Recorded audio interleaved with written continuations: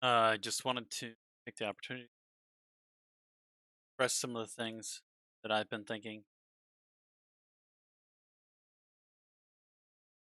There's a movement to abolish the police.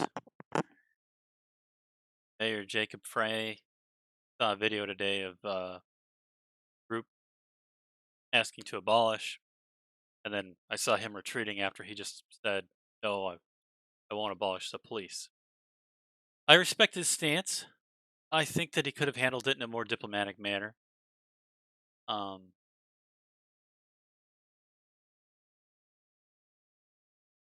it's better, I think, to ask them,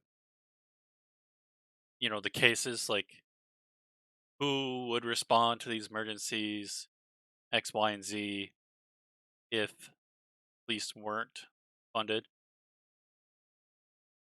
and then to kind of establish the police are needed for these emergencies, X, Y, and Z, rapes, murders, robberies, vandalism, child abuse, domestic abuse, general violence. Um, and then to begin the discussion about things that they can do and actual solutions, like uniform interaction with the public, instead of having a group of four cops desperately trying to pin down a suspect, having like a specific interaction. I I used to advocate for tasers. I don't know why there have been so many taser deaths, but I know that there have been a lot of taser deaths, and that might not be the best way. I'm against rubber bullets. I've seen some really awful pictures. People been hit by rubber bullets at close range. I don't think that people are using rubber bullets responsibly, and I don't think that's a responsibility that we can expect of them in that situation because it's very unclear when to use it and when not to use it. I can't think of a case when it is appropriate to use. It's shooting a fast, high speed projectile at a crowd of people. Someone's going to get hurt, I don't think it's a very meaningful deterrent. It's not very visible, uh, and it definitely antagonizes people because whoever gets hit, it makes a martyr. Immediately. It's like that person's wounded. They did it. Get it's kind of like an us versus them incident. So things that I think would be actual solutions, if cops uh, need encouragement to make their cameras work, 1,000 people were killed by cops last year. Like 100 of those incidents were recorded on body cams. So body cam initiative needs to be revisited,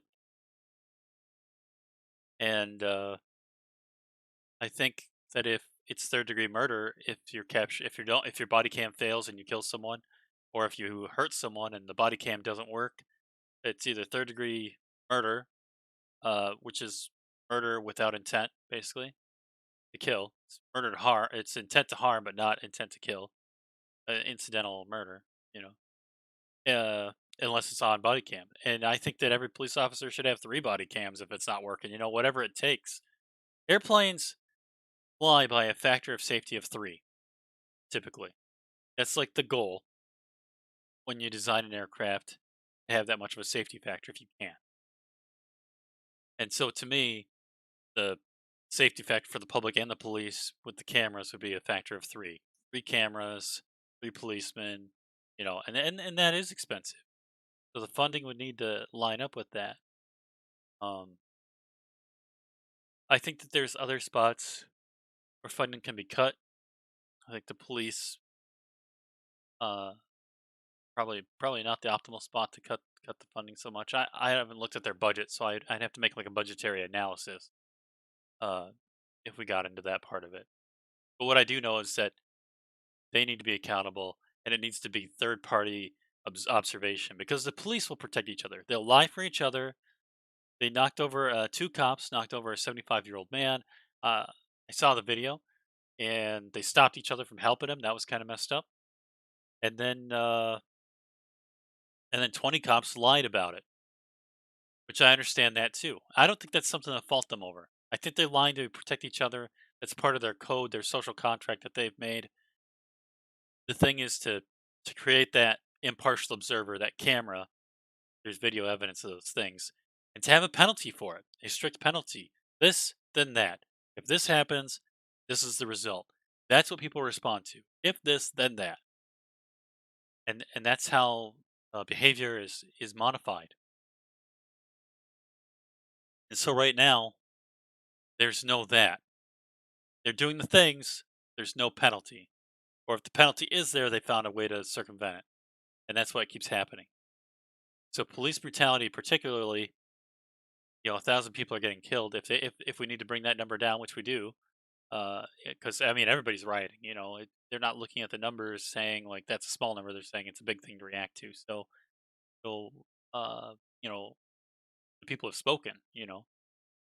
So there needs to be body cams and a penalty for doing some kind of act without having a body cam functioning.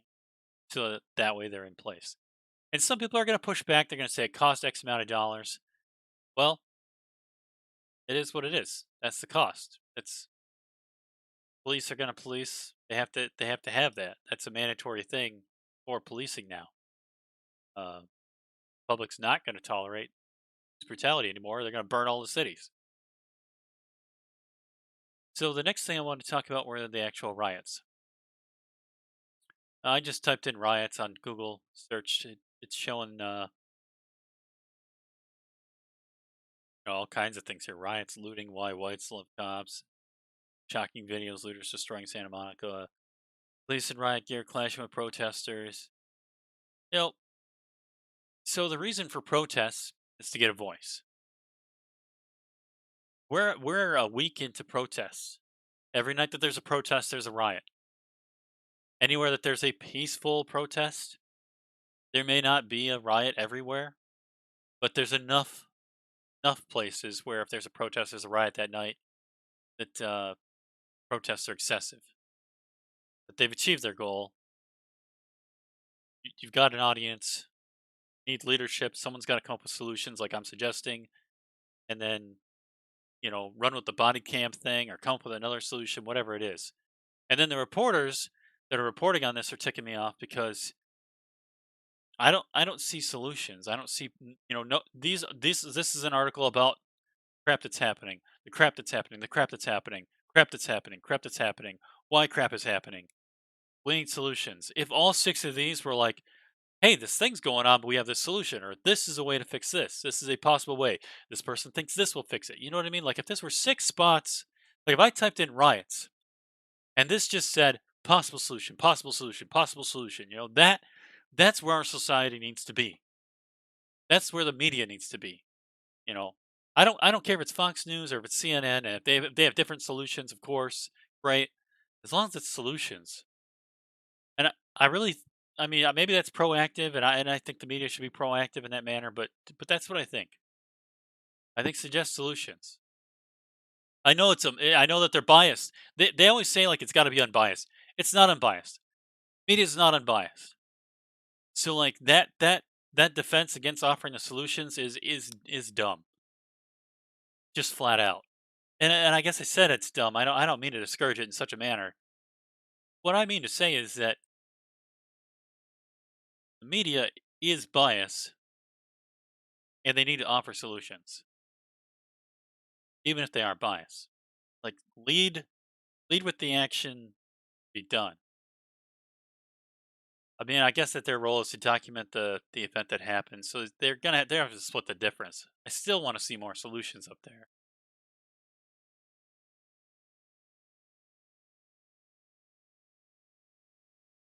This is more the same. I typed in protest expecting something different. But those are my thoughts. I think this is a short video. We're talking 9 minutes. All right.